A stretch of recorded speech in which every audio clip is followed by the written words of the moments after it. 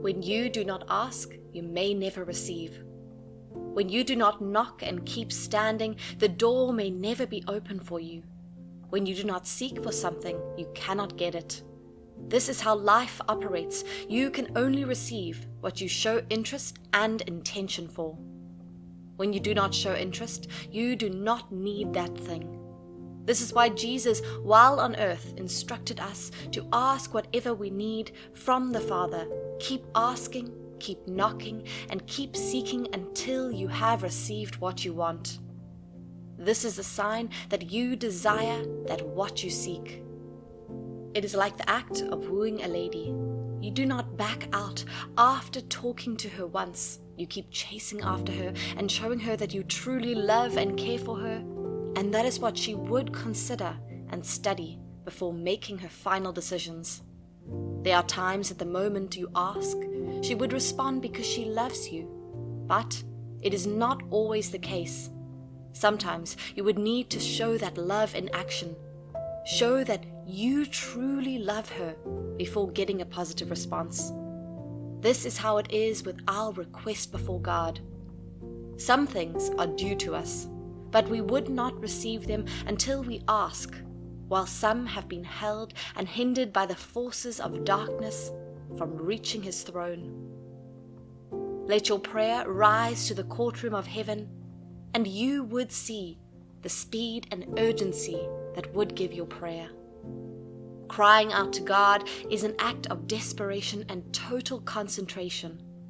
It is a fervent expression of faith in God and trust in His goodness and power to act on your behalf. No parent would love to see their children return home from school crying or crying while playing. The parent would be so moved and want to know who is responsible for the tears and the reason for the tears. This is the same case with God. He is so mindful of all that concerns us, and whenever He sees tears, He would be moved to respond and ensure the tears are wiped. A father whose ward or child has been beaten and is crying would do everything possible for the child to stop crying. Promises and deliveries would be made to the child to ensure the crying stops and the child is smiling again. Only an irresponsible parent would see their child crying and not take steps to know the reason they are crying. Even a nursing mother cannot let her baby cry unattended to no matter what she is doing. She would drop whatever she is doing to attend to her baby and see to it that the baby stops crying. Crying is not an error or mistake. It is a yearning for help and assistance. It is a show that you cannot do it alone and need the help of someone higher. That is what children do when they cry, and that is what crying means to us also. Even the cry or tears of joy flows when something happens that is beyond our power. Do you want to see a change in that condition or situation? Then you pray. There must be a longing in your heart, crying out to a higher being that can intervene and wipe away the tears. You need to pray to God to see speedy intervention.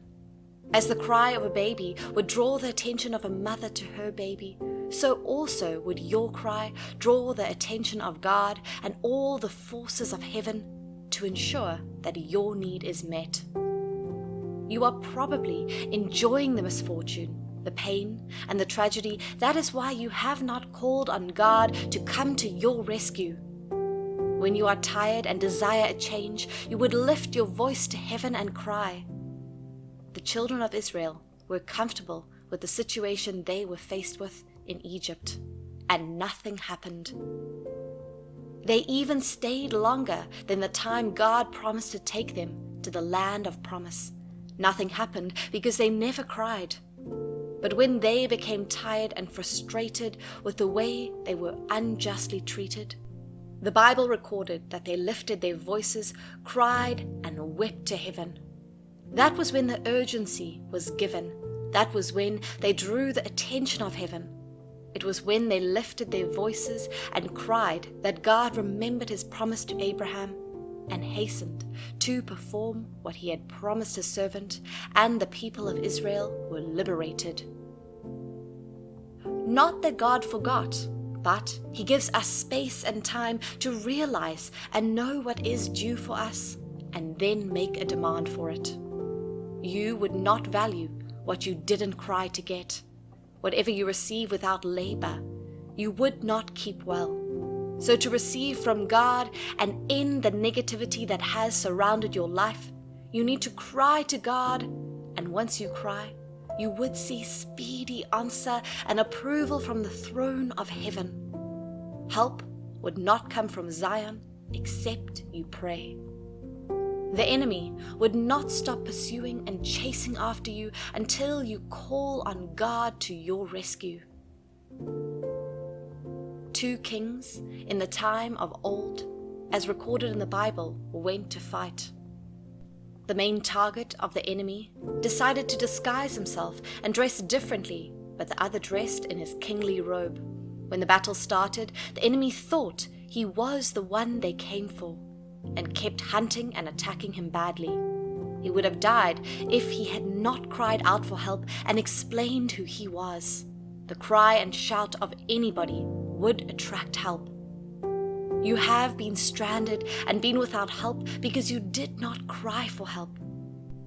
The people of Nineveh would have all perished if they had ignored the call of the messenger of God. But they received the message and declared a fast and told all to cry out to God. Maybe he would show mercy and not kill them, as he had warned. This was certainly what happened. God heard their cry and decided not to punish or destroy the land at the moment.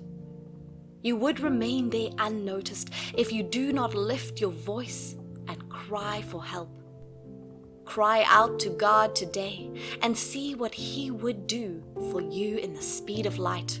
God cannot close his ears to your crying and prayer. Remember the story of the 2 women who were claiming that a living child was both theirs.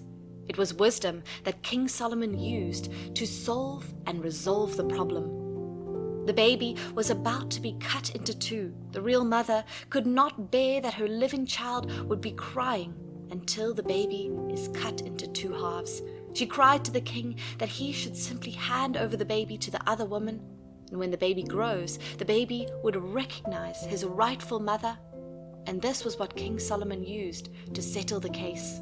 He handed over the baby to the mother that made the wise decision. That which is rightfully yours would continue to be in the custody of the enemy, if you do not cry to God for intervention. Your prayers have been answered and the response has been given, but the prince of forces of the other realms have hijacked the answers. You need to call the urgent attention of heaven to come to your rescue, and that can only come when you pray. That can only happen when you draw his attention to you by crying for help.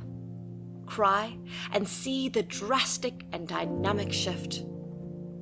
In Matthew 8, the account of the disciples of Jesus comes to mind. They were crossing over to the other side of the lake as they journeyed.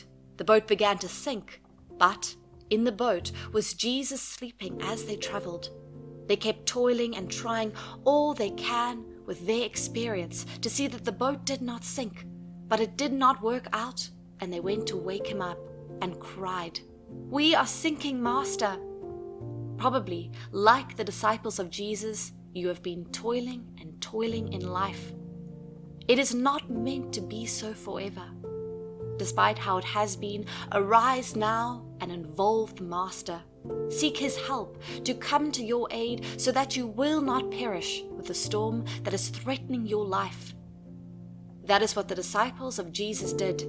They cried out to him, and when he came and lifted his hands, the storm was calm. You need to cry to him to intervene in your situation, and when he comes in, the storm would be calm. When he steps in, the situation would take a new turn. Jabez cried to the Lord, and his condition turned and changed for good. Do not give up on life. Instead, cry to the Father, and you would see how quickly help would come for you. He is a loving Father and does not want his children to continue crying. He does not want to see you in pain. You may have prayed and fasted. Let out a cry of help to him today and see what happens. A single cry brings direction and deliverance instantly.